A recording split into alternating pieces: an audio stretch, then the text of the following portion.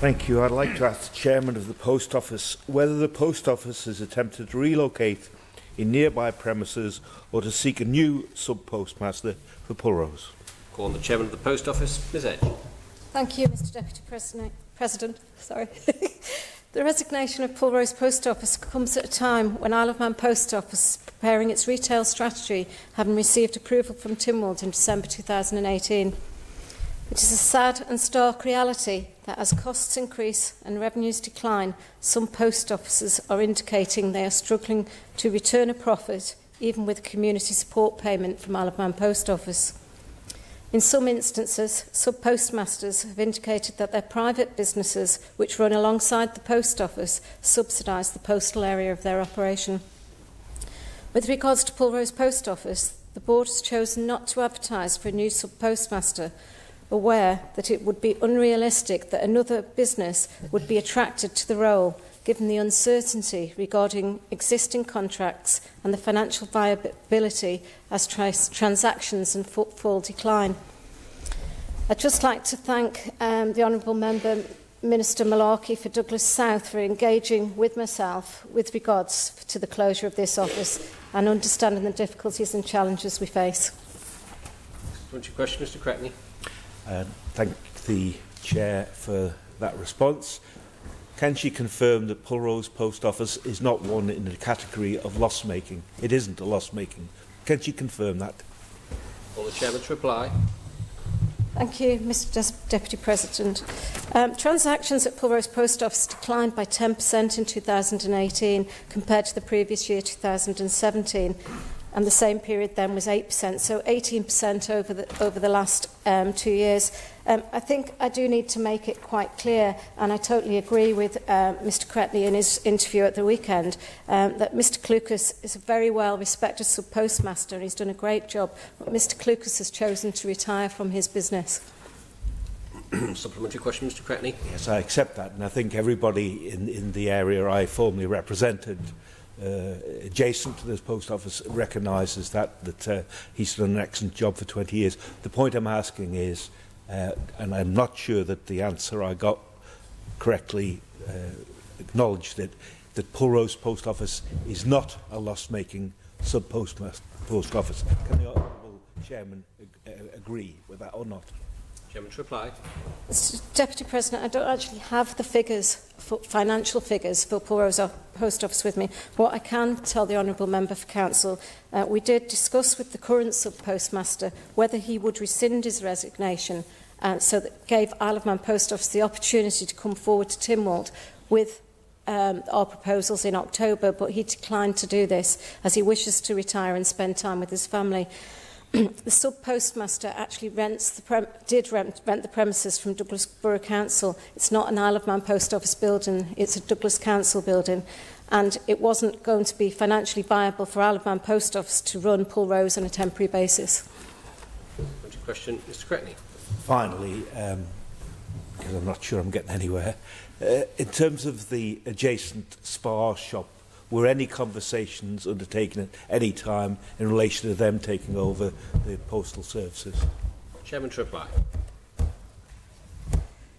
The man in retail who are responsible for the spa shops obviously did show an interest, but the network and the setup at Pulrose, obviously Mr Clucas had pressure from Douglas Corporation to hand in his notification so they could re-advertise the premises, and unfortunately the spa shop's not directly next to that, so this option was not available to us, and Spa certainly didn't wish to take that on. Supplementary question, Mr Baker. Thank you, Mr Deputy President. Is it an intentional plan for Isle of Man Post Office to see the ongoing decline of its post office network? And if it's not, what assurance can the Chairman of the Post Office give that in situations such as this and others, where she acknowledges that post offices are struggling to remain financially viable, what approach the board of Isle of Man Post Office is taking in order to preserve the network, in order that when she comes forward with a vision in October, there is actually something resembling the network that we first talked about back in last July, when she was tasked with coming forward with that future vision? Reply. Thank you, Mr Deputy President. The honourable member is very aware that we are coming back to this honourable court in October with our proposals with regards to the network. And clearly these are businesses operated by private individuals, and Isle of Man Post Office provide services for Isle of Man Post Office. Once Pulrose Post Office closes on the 20th of March, customers in the area have an alternative office 0.7 miles away, which is at Annika, or they have Strand Street, which is 1.8 miles away, both of which are on the direct bus routes. Such consolidation of customer transaction will provide more certainty for these officers going forward. Question, Mr Malarkey. Thank you, Mr Deputy President. Mr Deputy President, can I start by thanking the Chair of the Post Office for the communications and keeping me in the loop with regard to this issue. Would you agree with me that it's been a little bit of a difficult situation with the Postmaster wanting to retire and the sighting of, unfortunately, where the present Post Office is in comparison to where the SPA is? Because I have no doubt if it was next door, there would be no question about moving in.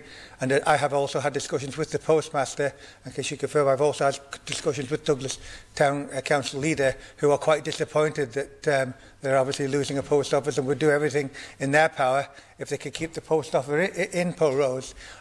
It's very sad, and I don't want to be going into a lecture here, Mr Speaker, but it is very sad to lose any community post office, and it will be greatly missed in Pulrose and in Spring Valley. And I think the Chair would agree with me that they have done what they can in the post office to try and prevent this from happening. Unfortunately, timings have been very unfortunate.